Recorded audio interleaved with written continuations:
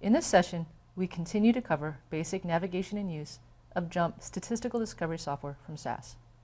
We'll cover getting data into JMP, tips and tricks such as saving your work and getting help, and resources that are available for learning JMP. There are a variety of ways of getting data into JMP.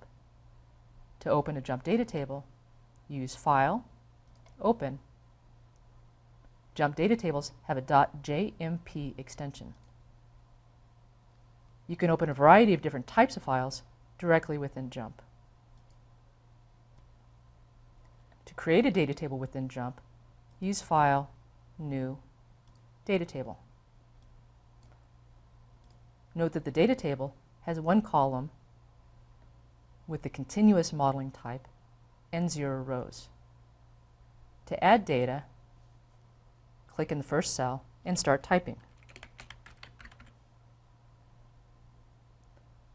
To add additional cells, use the Tab or the Enter key. Notice that the modeling type for the column has changed to nominal. To change the variable name, click in the header and type. To add additional columns, double-click in the space next to the original column, or use the red triangle to add multiple new columns.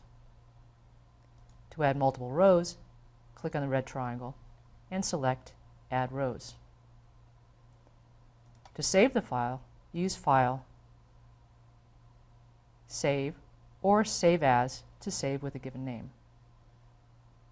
To open Excel data in JMP, you can copy and paste, use the Excel wizard on Mac or Windows, or use the Excel add-in, which is available on Windows machines.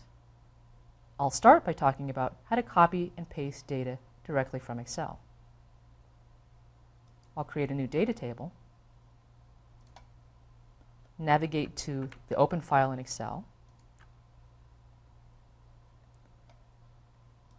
select the data to copy and paste, and use Edit Copy or Control-C. Note that the first row is the column headers. In my new data table, I'll use the option Edit and Paste with column names. This tells JMP to recognize the first row as column headers, and note that the appropriate modeling types are applied. To open the data directly into JMP, we can use the Excel wizard. I'll go to File, Open, and navigate to the file, and select Open, and the default option is Use Excel Wizard.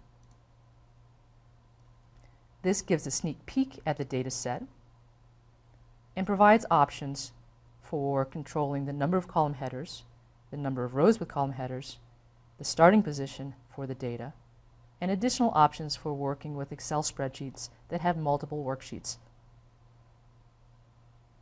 The Import button imports the data into JMP. And again, note that the first row is the column header and that the correct modeling type has been applied.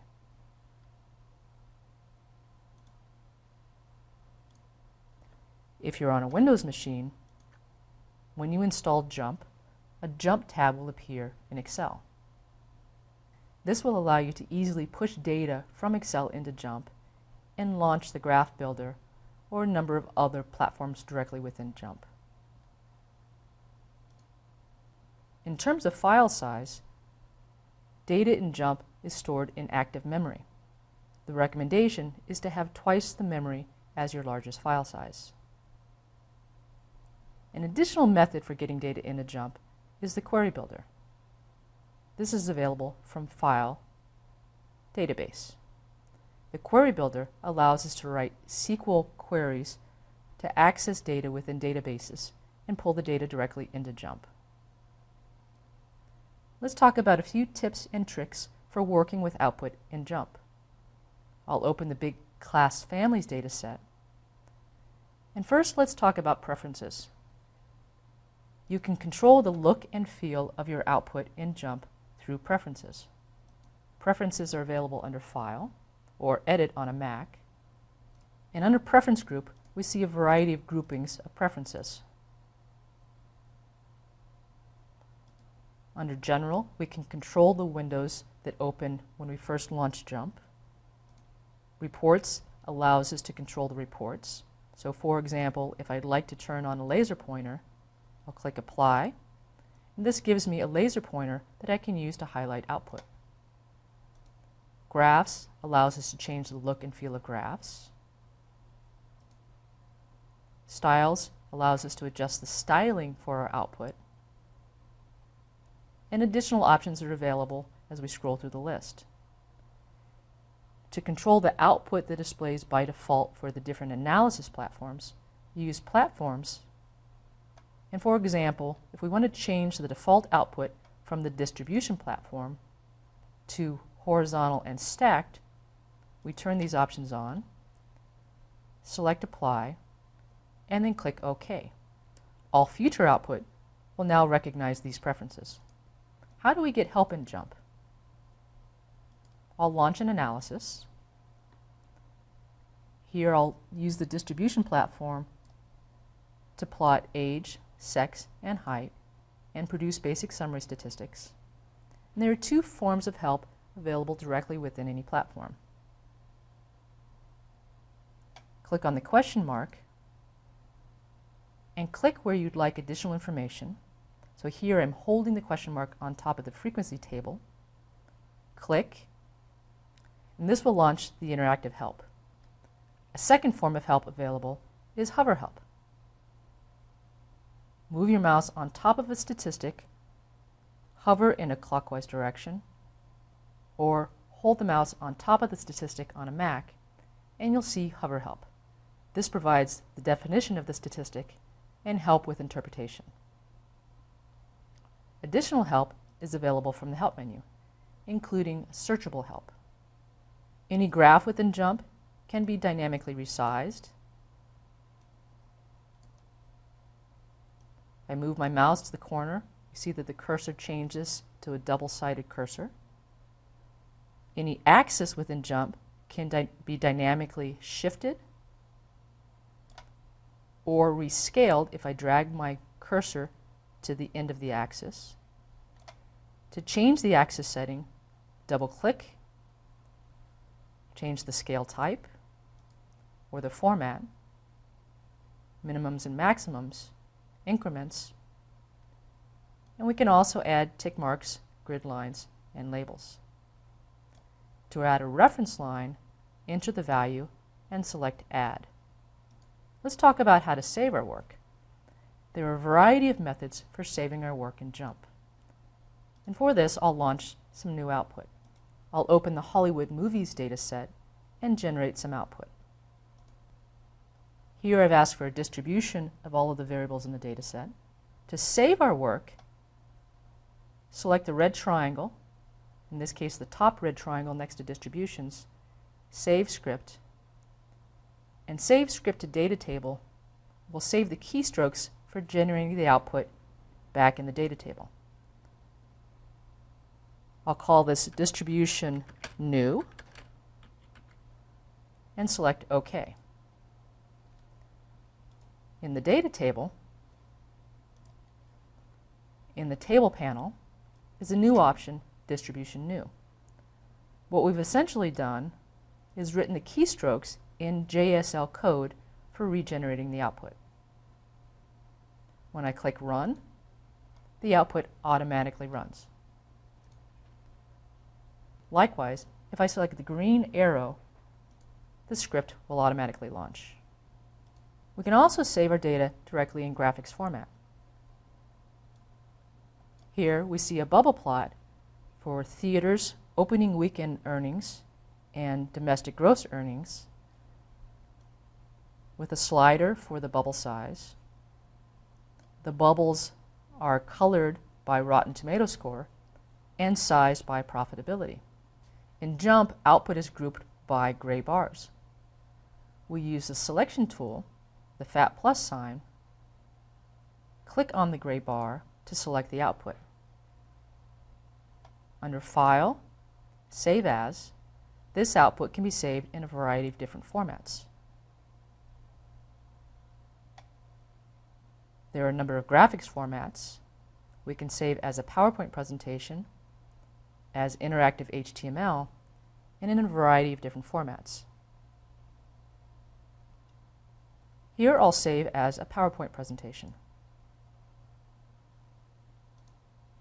JMP automatically launches PowerPoint, and from here we can resize the graph as needed.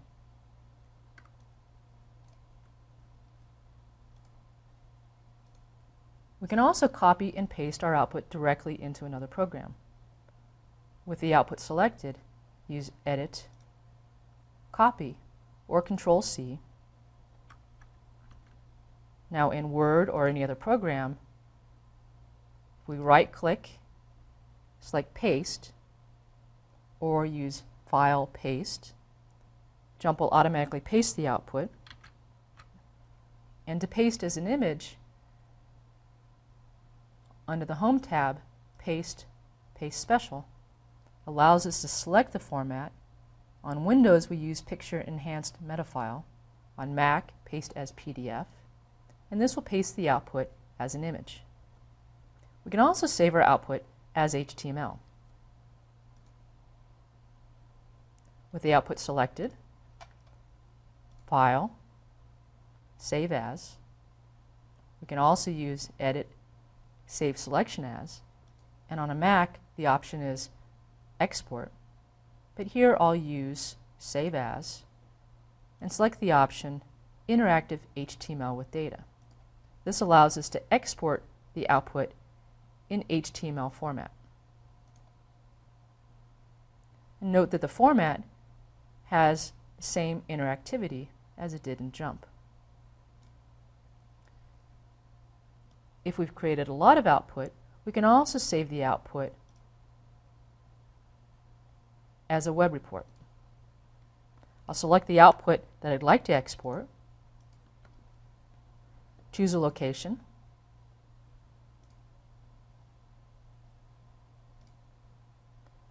select the output and the ordering.